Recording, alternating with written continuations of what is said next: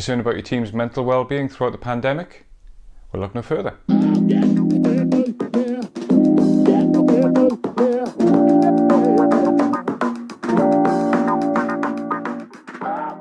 Hi, my name is Mark and I'm from Yuma Finance and we are property and business finance specialists. In today's video, we continue our conversation with Kate, and this time we take a closer look at mental well-being. And I asked the question of Kate, how can we best manage mental well-being in the current pandemic and with the remote working that's in place? Well, yeah, there's so many different ways that you can manage people's well-being and your own. You've got to think about your own. It's like the airline analogy. You've got to, take the mask first for you before you give it to anyone next to you. You've got to, take that mask first before you give it to someone else. But I would say that the person that knows the most about their mental health is the person that has the mental health. So you've got to start with planning things together. Now, what I've noticed is that companies that do this really well usually have well-being at work plans. And what they are is a series of questions that you can ask somebody about how they deal with mental and physical health in the workplace. Now, that's becoming more interesting when we're all working from home and asking people, what kind of things should I be looking for during this time that might show me that you're having a little bit of difficulty. Because when we're going through mental health challenges or physical health challenges, we sometimes don't know the early warning signs. However, we often know what they are in retrospect.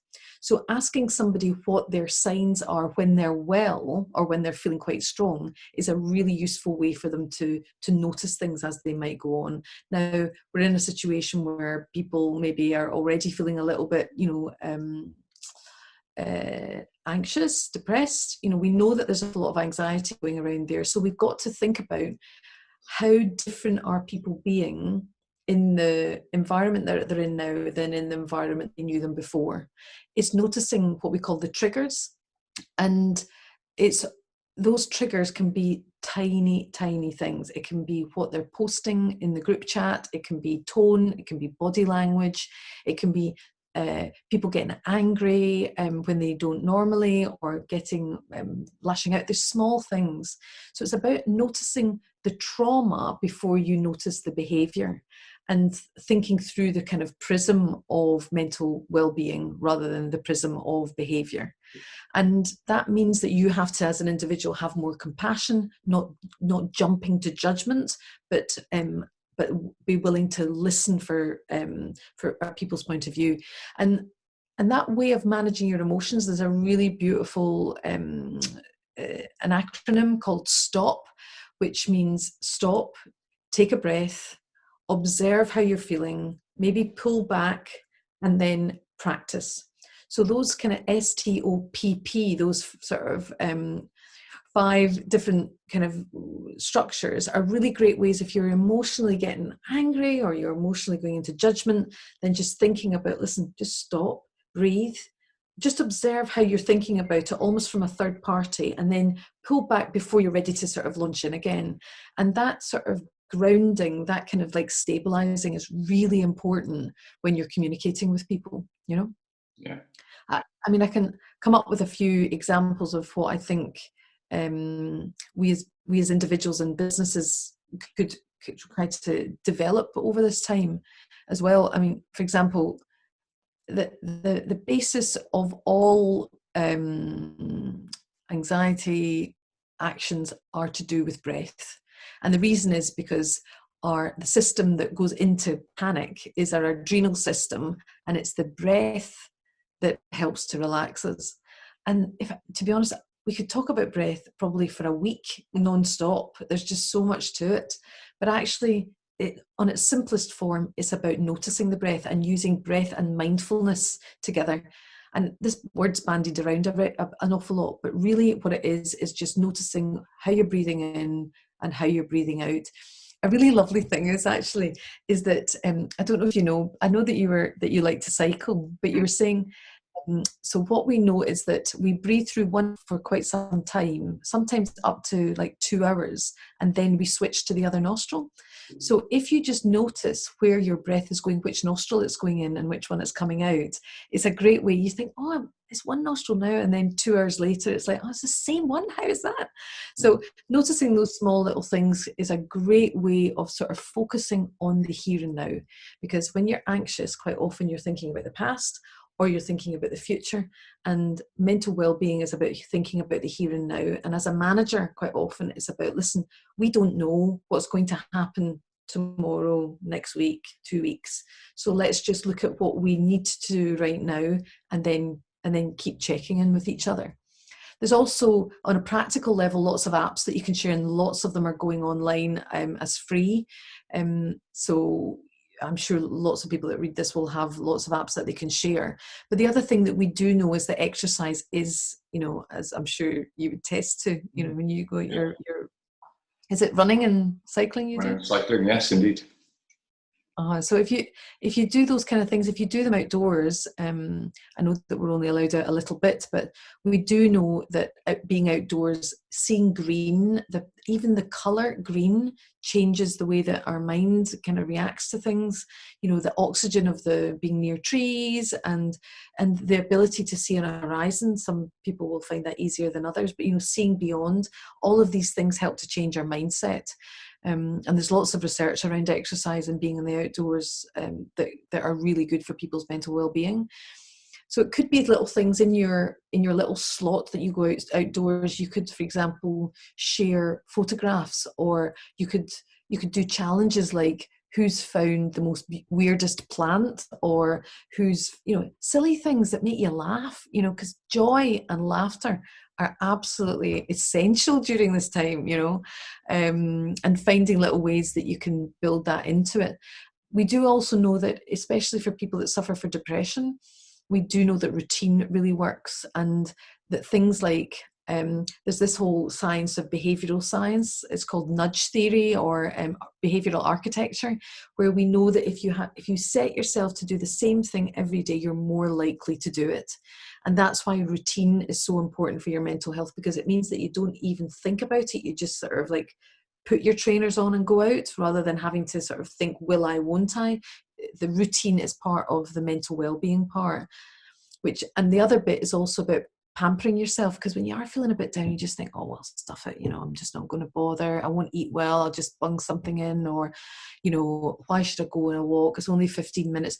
If you just think about pampering yourself and finding little things that you can do, I'm finding that I'm learning an awful lot about, like, stuff in the cupboard, how you can make it a face mask, or, what you can put in your skin. It's all these sort of strange, we things that are probably our grannies knew all about, and we're starting to learn about in this lockdown, So pamper yourself in whichever way you can with what you've got.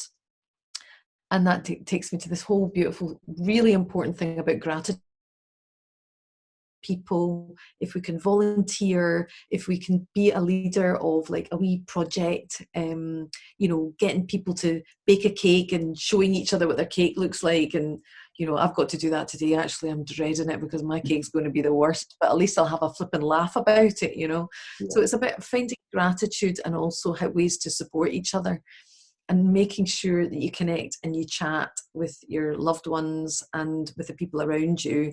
We know that that's really important. And I think it's important because it's not just about staying in your head, it's about putting what's in your head into words. And quite often when we do that process, it changes the way that we think about things. And it might mean that when we have conversations with people, they can reframe any negatives that we have into a positive, or they know to take action to try to make you laugh or support you in some way. So language and connecting with language is really important. And the other thing that I am actually trying to do is have a lockdown project. I don't know if you're doing this, but I like to sing, but I can't play the guitar. So I'm going to try to learn a song, a really simple song on the guitar every week, and just give myself like a lockdown project that's positive, and then again share it with people. It's going to be awful, but maybe in 2 weeks time I'll get a little better. So share achievements, and those achievements might be simply, I don't know, I found this when I was going through an old cupboard, or I don't know what it is, be eventful and joyful in the things that you're trying to find out. But it's so important that we're kind to ourselves, that we don't try to push ourselves into productivity if we really don't feel we can, because stress is a silent thing, and sometimes we don't even know when we're stressed. So listen to your body, listen to your breath, listen to each other would be my key kind of points. Yeah, and I think in regards to business owners or leaders in this scenario, they may be challenged or having challenges with their own mental well-being, and obviously having to check in with their team members frequently. Mm-hmm. Those conversations may not be overly positive because people are feeling the stress, the isolation, and so on and so forth. So it's really key, I guess, that those leaders don't sort of take on the woes of everybody else as well, otherwise that's going to weigh them down completely. We spoke briefly around whether leaders should actually be showing a degree of vulnerability at the moment, and so that there's a bit of empathy. And I guess the byproduct of that may be that some of their team members might be a little more mindful that if they're downloading on the team leader all the time, or the leader, but actually that's a weight that they could do without. So I guess it's a balance between those topics. Absolutely. And I think, we're all trying to work out things as we go along.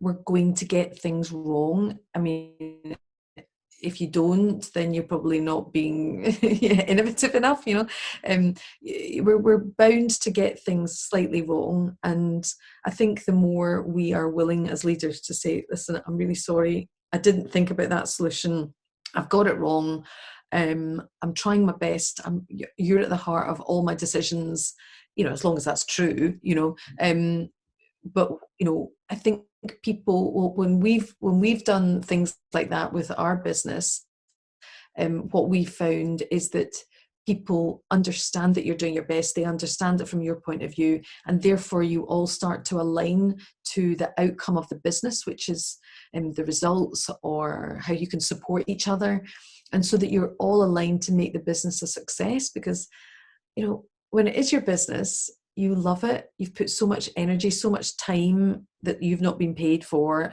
and you want to make it work. One of the biggest things that I hear from business owners is that the one thing they want to do is pay their staff more than they'll pay themselves. And I've heard loads of business people that are paying their staff first before they're paying themselves. And so I think staff need to realize that as business owners, we're often doing the most that we can, and that we do need to understand each other. And that's where that whole teamwork, that whole building a more cohesive team through the challenges of mental well-being can mean that we can create a more compassionate community in the workplace when we go back, which I know we'll be talking about in another section. Yeah, no, fantastic. I think plenty of insight there, plenty of food for thought for individuals. It's trying not to take too much of this on board, and by that I mean the stress. As you say, sticking to routine, trying to get out as much as possible. The lockdown is aided or made a lot easier by the fact that the sun is shining and has been for weeks.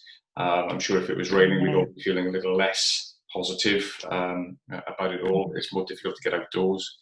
But no, I really do appreciate you spending the time to talk to us and share your thoughts on the topic. That's really, really important. And hopefully it's what you said has resonated with people.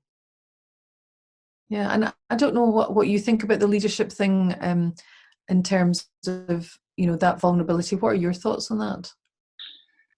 I think there's one of two things really and I don't know the answer in honesty. I can see both sides of the argument where people need to be seen to be strong, decisive, and acting in the best interests of, whether that be staff, company, longer-term, bigger visions. But this is uncharted territory. I think the point being made is that these decisions aren't going to be the right decisions all the time. And I guess it's trying to relay that these decisions are made with all the right intentions, even if the outcome isn't perhaps what we were hoping it would be. Yes. And acknowledging that we are going to make mistakes through this period, but it's not a personal decision that we've made. So yeah, I think allowing some vulnerability, showing that we're human, is probably important. But still, there still needs to be that leader mentality as well. I agree. And I think that's a really interesting point. I think you've got to know what you are saying. No, this is what we're doing, and this is the way that we're going with it, and where you can sort of say, well, we've got it wrong. We need to rethink and redo. You know, I definitely think there's ways to incorporate both. But I think we've got to not be afraid of failure. Because it's from the failure that we learn often. But yeah, I think some people do need that strong kind of direction from and clarity to make sure that they know what they need to be doing, because it makes people feel safer sometimes. Oh yeah, I take your point. Yeah, I think we say fear of failure. In the current climate, failure could mean losing everything for businesses currently. So the fear of failure is probably enhanced 100 times more than it would have previously, because you would normally have your revenue, you'd probably be able to make a mistake and bounce back from it reasonably or relatively easily. If you make a mistake now, the risk is that that's a catastrophic mistake. So I think it's very much heightened, and the decision-making process is, one false move could see the end of your business, unfortunately, which is the reality for many, I guess. And so much of it will depend on the type of business that you have, and there's nothing we could do about that, But there must be, everybody's trying to be inventive and ingenious about how to transform and change their business, aren't they? But some businesses will be able to do that, and others will be challenged by it. And sometimes it might be about speaking to other people to try and find ways that you can be inventive, possibly. I don't know. I agree. What's obvious is this is something that we could talk about for hours. But no, I really do appreciate, again, you taking the time to speak to us about, as I say, a topic that's really, really important. Something that we should all bear in mind about mental well-being, whether you're thriving at the moment or just surviving. So, it goes both ways. So thank you very much for your time. Really do appreciate it. And we'll catch up again soon. Thanks. Everyone stay safe, stay mentally well. Thanks. Fantastic. Some great insight there from Kate and plenty to take away. Some of the key things that stood out for me were having a well-being at work plan. Just taking the time to consider people's well-being with some structured questions can really, really help. Showing compassion. There's plenty of reasons for people to be anxious right now, so understanding what the concerns are and putting yourself in their shoes can be really, really helpful. Stop, take a breath, observe, pull back. Give yourself the space to relieve some of the anxiety. Practice mindfulness, being aware of your breathing, taking in breathing techniques, mobile apps, all these things to help with the anxiety. And also staying active. So the endorphins, or the feel-good hormone that gets released into the body, can really, really help boost somebody's mood. Also, that's taking you away from perhaps a stressful environment, giving you some space on your own, just to get out there and have the space for yourself. So those are my takeaways. I'm sure you'll have your own. I'm sure you'll agree that well-being has never been more important than it is at the moment. I hope you found that useful, and we will see you next time.